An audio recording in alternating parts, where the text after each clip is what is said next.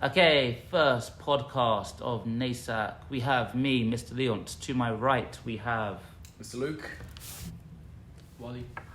Jan. Alright, four of us, and our first topic is a good one. I'm very excited by it, and it is differences in gender. So, how do we start this? Gender just in Qatar or all over the world? What should we talk about? I feel like we should be both.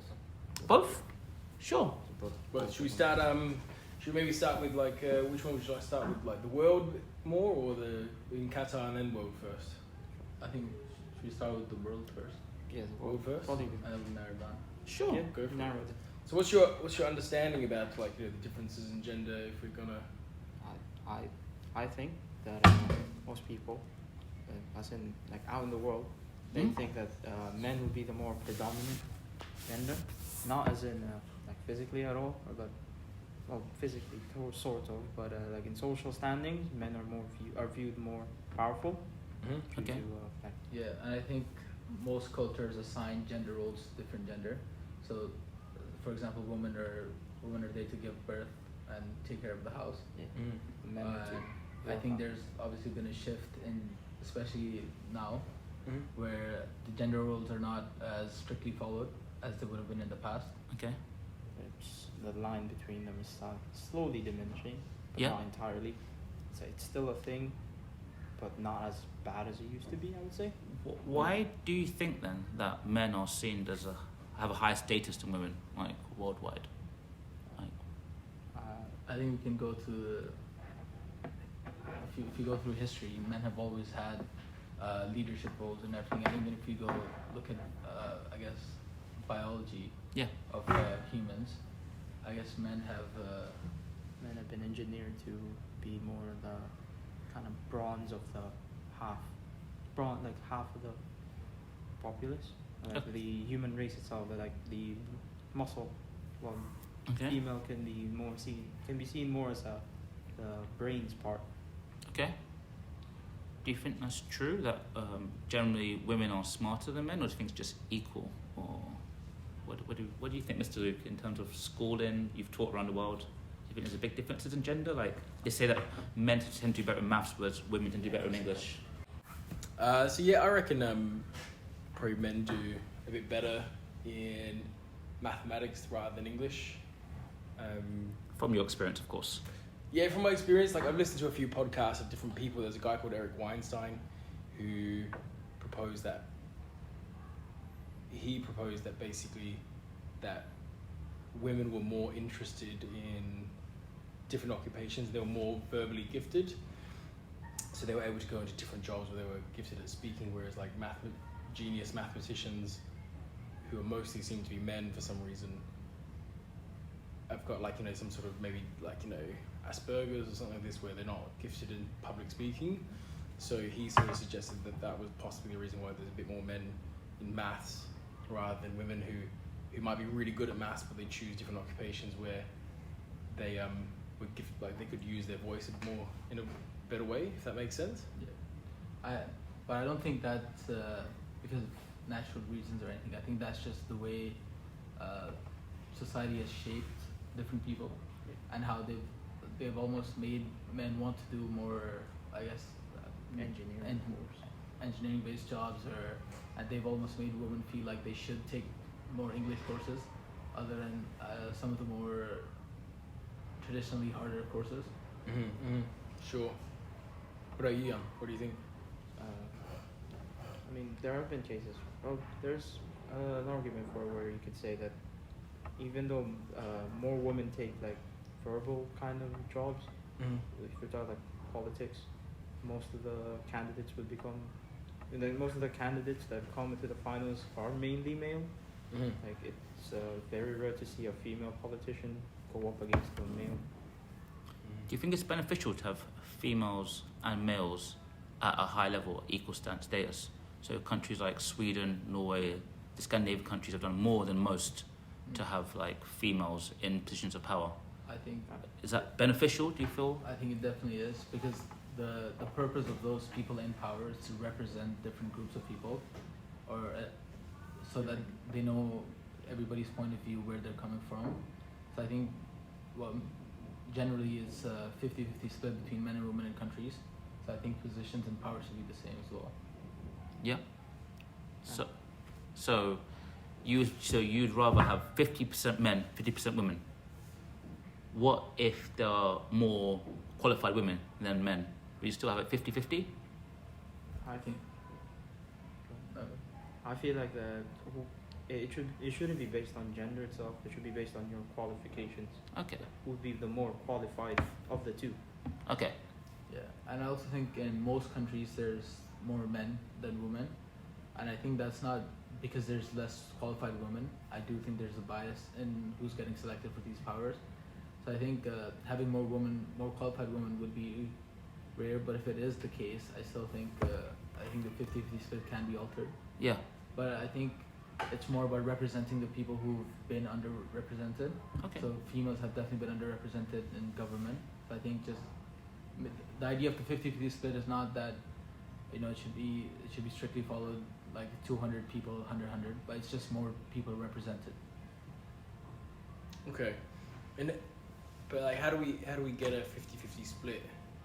Like, because people's interests will surely come into play. Yeah, Like, I think like maybe not all. Like, I'm all for it. Like I think like just like Jan in a lot of ways. Like, if your merit is there, then you should definitely go for it. Like if it was like when Biden picked what was her name? Kamala Harris? Yeah, I wasn't sure if he was doing that as a woke thing or like just because she was like a black woman in America as the vice president, or was she actually qualified? Like that was my main question. I was like, has he done this to get more votes, or just to get like has he actually got a qualified person in there? And I think like for me it doesn't really matter like so much, but I'm not a woman, so I can't really say like what it's like to always have a government run by men or something like this. But I just think like maybe qualifications is really important, and it has to maybe also to do with interest as well. Like if like you're not going to force men and women into jobs that they're not really interested in. Like you can with a lot of social engineering, but then that starts to look like a bit like fascism. But yeah, so I was thinking about like how do we like if we're going to have 50-50 split, like is it a case of educating women maybe when they're a bit younger? Yeah. Like you're completely able to apply for these roles and things like that. And maybe it doesn't guarantee that they're going to get one of those jobs, but at least they're educated within the realm of that they can do those things. Yeah, I think when we talk about 50-50 split, it should definitely still be based on the position still be based on merit and who has the best qualifications. But I think we should start at least promoting these positions to women, and at least trying to get them to at least be passionate about trying to represent other women in office or in the government. Because I think right now there's virtually none of that. And small percentage of them only. Government jobs. Yeah.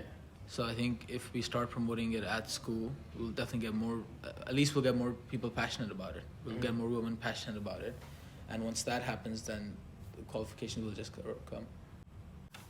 Alright, so disclaimer, we are 4 males here, so we don't have a female's perspective, unfortunately. We're just given our opinions and our thoughts.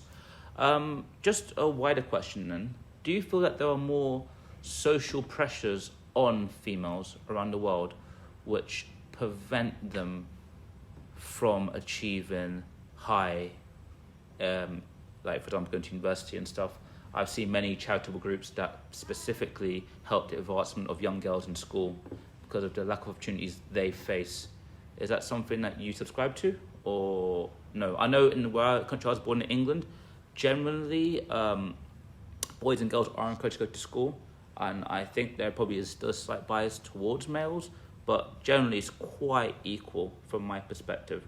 What do you guys think globally about female education and social pressures? For Australia, for example, like I think it's pretty, like it's equal and open to all. Like I think the stats is that there's a slightly higher amount of women going to universities, But there is a higher, like an 80%. It's about 80% male for engineering and like STEM fields basically, and then like psychology, nurses.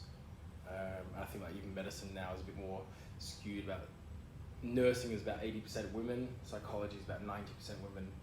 So it depends on which field you're in, but I think it's equal opportunity to both. Like it's not really,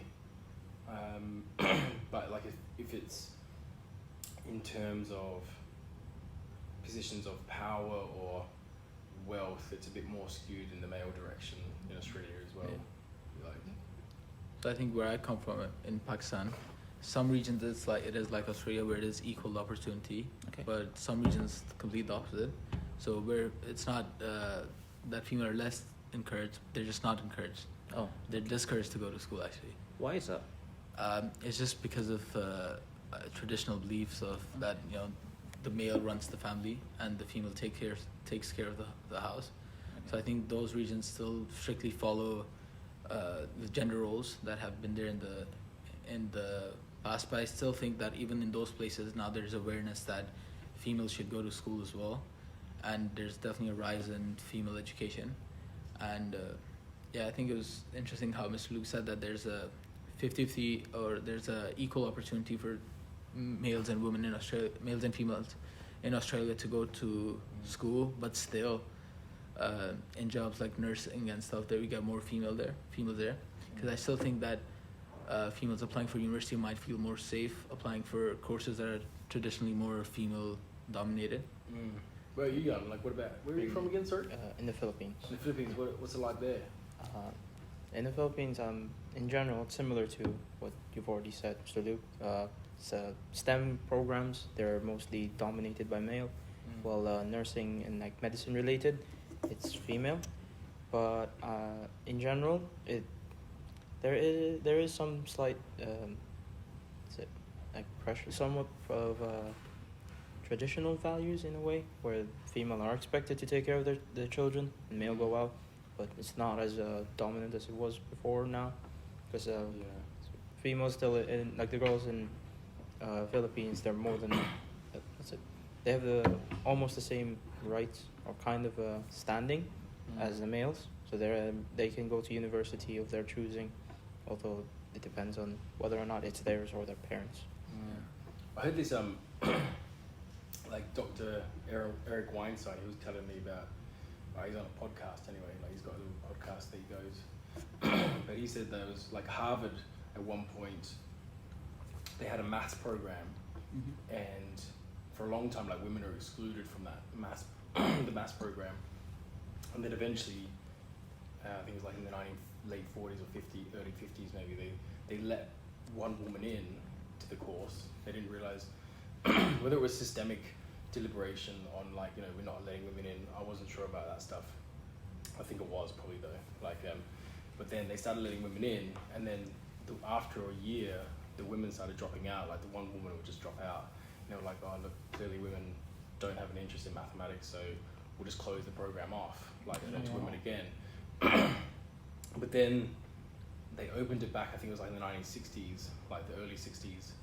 And they said like, okay, we'll open it back up to women, but they allowed more than one woman. They actually they had a pair of women join, and they found out that once the two women were in the course, they actually completed the whole course because at least they had like another woman who they could relate to. So I found that a bit interesting. Where it's like, oh, maybe it's not always like a deliberate male blocking female, but maybe it's like just a problem with the actual system where they just needed maybe they should have been aware of it earlier. It's like, maybe we should just let more women in and see what happens, instead of just one who's then competing with a bunch of men, which maybe in there's conversations that she can't join in on and whatever it is, like she's not having the same fun as the boys are or whatever it is. But I sort of realised that and just thought like, is there other courses like maybe the STEM fields where it's like an example like that where that could be improved, where then that would encourage women to go to those courses and stay into the completion of those courses, maybe Have like a bursary or quota to the STEM fields. or something like this, or is there something we could do do you think that would encourage women to go into those courses, or? Potentially. I think those courses are quite long, aren't they? Engineering degrees and stuff. Yeah, like They you're take a going into while. engineering, right? Yeah. How long is that? So it's 4 years. 4 years. 4 years. An additional 2 if you want to take a master's. I think Nice. in And some then some PhD. countries, because the women, some cultures encourage women to have children quite young. Yeah. Yeah. That might Yeah. interfere with that. Yeah, it's the norm. Unfortunately, What's or it- fortunately. Yeah, like what's it like? You're from the Punjab region, right?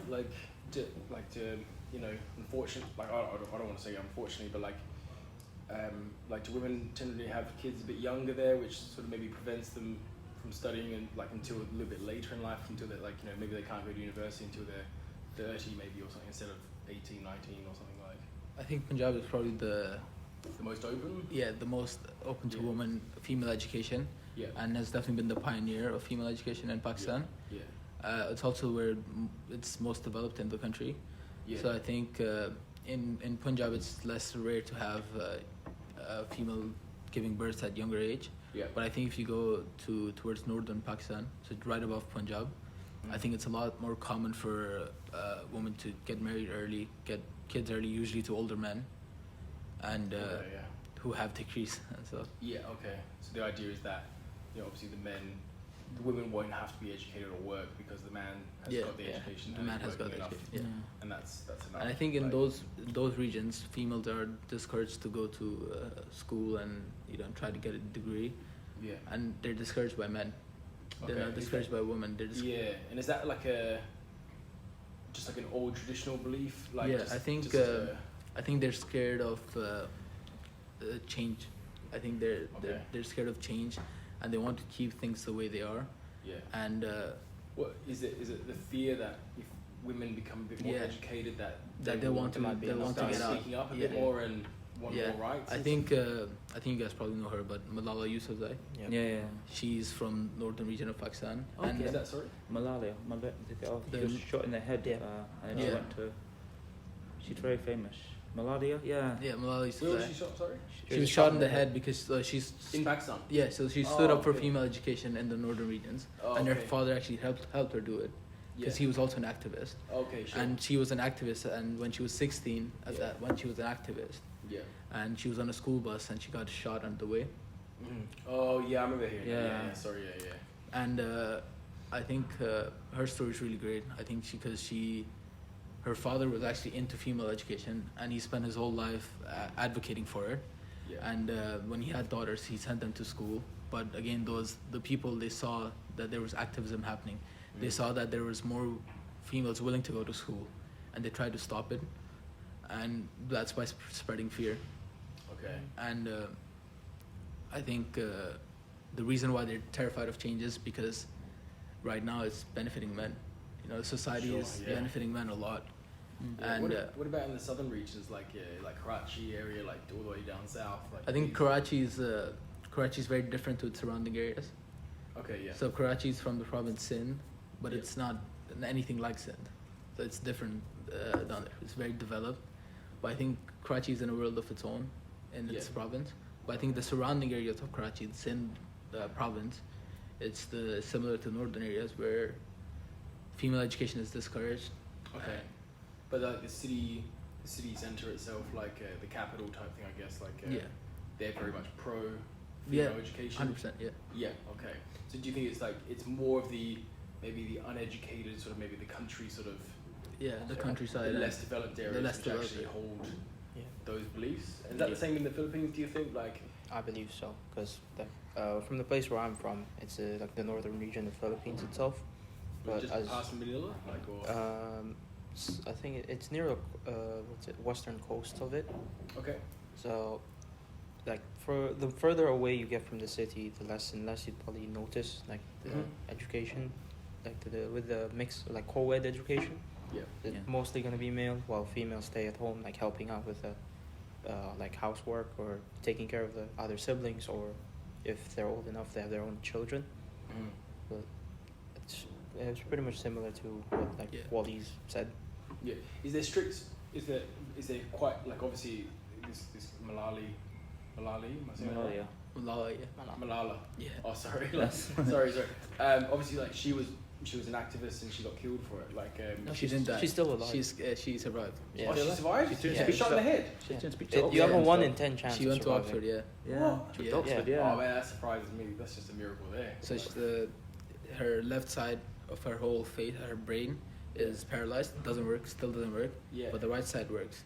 Okay, so that also probably means the left side of her body is Yeah. paralyzed as well. Yeah. Yeah, I Oh believe wow. so, yeah. So she's in a wheelchair. Or probably. No, No, she's not. she She's walks. walking. The left leg works. Yeah? No, it works. It's Oh, just the right shit. side of the face is Yeah. like the eye. Oh, and, that's it. Oh, It's a that's really inspiring person, yeah. Wow. yeah. She won a I Nobel used to- Peace Prize as well. yeah. Oh wow. Yeah. I need to look it up then. Probably. Yeah, no, for sure. But do you think there's in both your countries? Do you think even like it wouldn't be in Australia like if a woman is rioting about or protesting about women's rights, it's just allowed on the street and nobody would care about. Like, do you think there's like strict punishments for women if they're protesting or advocating for Yeah. education or like I want to be a politician, like don't block my way, like do you think there's a bit more punishment for women in your countries maybe or In the Philippines, I don't think there is, because so recently there's been an election last year, and Pacquiao was running, wasn't he was. he? Yeah. So we've had our fair share of weird politicians. Yeah. But in the list of them, I've seen at least 1 or 2 females, which is nice to Yeah. see. There's a change happening. Yeah. 'Cause mostly it would be just males. We Yeah. actually On had a top. female prime minister, Benton Bhutto. Benazir Bhutto. Yeah. Oh wow. We've Yeah, also- so she was the first female prime minister of an Islamic country. That was quite recently, right? No, 80s, I believe. no, it was early 2010s, I think. Okay. Yeah, so it's Yeah. not that recent, but it was before the Malala stuff. Yeah, and this was big news, like Yeah, and she was shot she was shot as well. to death. Yeah. Yeah. So okay. while she was running for office, was that it was. was it based on politics? Do you think, or Yeah. pure, like was it the policies that she was making? Like no, she's favoring the rich, or she was giving too much to the poor, maybe, or whatever it is, or is it? Do you think it was purely based on that she was a female and they didn't like the idea that a female? I think she running? had a lot of political enemies, Yeah. but I think they were, I guess, angered that it was a female running against them, and the people who actually shot her, they're related to the groups who shot Malala as well. Okay, so this is like an extremist group. Do you think, like? Right. Yeah, and they're linked with the Taliban. Okay, so do you think it's? I don't want to talk about it too much, but like, do you think it's a religious basing to it, or do you think it's more of a traditional basing, like I think radical it's- in any either? If it's both of them, do you think it's radical in either way? I think it's. I think the regions where they come from, tradition is religion. So Yeah, so I think it's a mix of both. I think. yeah, Because there are Muslim women who are in schools and in universities and stuff. sure. But there's also Muslim people who believe the complete opposite. Sure. Yeah. Like even. So I think it is very much based on tradition. I think Yeah. it's not just about religion, because even in the religion, it's 1 billion people who follow Islam. Not Sure, everybody's yeah, gonna of have the course. same Yeah. Yeah. same view. So I think it's more tradition. Yeah. Okay. Yeah. Well, did you find that the same in Philippines? Not so much. Like. I just remembered that I know that there was one politician who ran as a female, but most people kind of viewed her as kind of like a mascot, because her party was being managed by a predominantly male background, like an organization. Okay. So all the things that she was doing were kind of planned out for her to Like, benefit by- the other, by the males in that yeah, group. the shadow organization. Let me ask you a question then, actually. Because in the UK, primary school, so from year 6 and below, to be a male primary school teacher is 1 in 7, I think. So for 1 male teacher, 7 female ones. Yeah. And they always say that it's good to have male primary school teachers because the boys always look up to the boys. Do you find that from experience, the boys who are your age and when you were growing up, you found it easier to look up subconsciously to respect male figures, or did it just not matter to you, male or female? Were you just, as long as they were good at their job, you didn't mind? For me, it was more like it doesn't matter what gender they were, as Yeah. long as I got the education I Yeah, needed. same. Do you find it among some of your peers or in the countries you visited or where you're from? Is that? I think so. Where I come from, after like year 6, the school splits, Okay. gender based, and the male side of the school will have male teachers, and the female side of the school will have female teachers. Okay. Yeah. In the Philippines themselves. 'Cause I moved here when I was year 2, so I started year 3 here. But it's still the same. Like even if you get past year 6, so as soon as secondary or high school starts, Yeah. you're still co-ed. It's still a mix of both. Yeah. I think the reason why that is the case in most schools in Pakistan is it's not more the looking up thing. I think it's just traditional reasons. Yeah, for sure. And how it has been before. I think people are just more comfortable with that Yeah. than co-ed. What do you think, Mr. Luke? Do you feel like boys respond to you in your teaching, have responded to you rather better to you in your teaching career? Or do you feel like it's not really a difference? Like just for this school, for example, like I don't see too much difference. Like I think there's some boys and girls who are like a lot more conservative, and so they are a bit more standoffish with you. Yeah, no, that's great, Mr. Luke. That will conclude today's podcast. I want to thank the 3 guests who came. I hope you found it insightful. Anything else you want to say before? I'm alright, thank you. Yeah? I'm cool. No? I just hope there's more females coming. Yeah, for sure. Yeah, no, it's not an exclusively male group. No, Yeah. not just circumstances led there to be 4 males. But It'd be best to have a bigger diversity of in course, opinions. it would be very hypocritical to do a podcast about. Yeah. So no, if there are any females in year 12, 13 or 11 and you want to come and have your say on a multitude of topics, not just male and females, but just a whole range of topics, you're more than welcome to, and we hope to speak to you all soon again. Take care.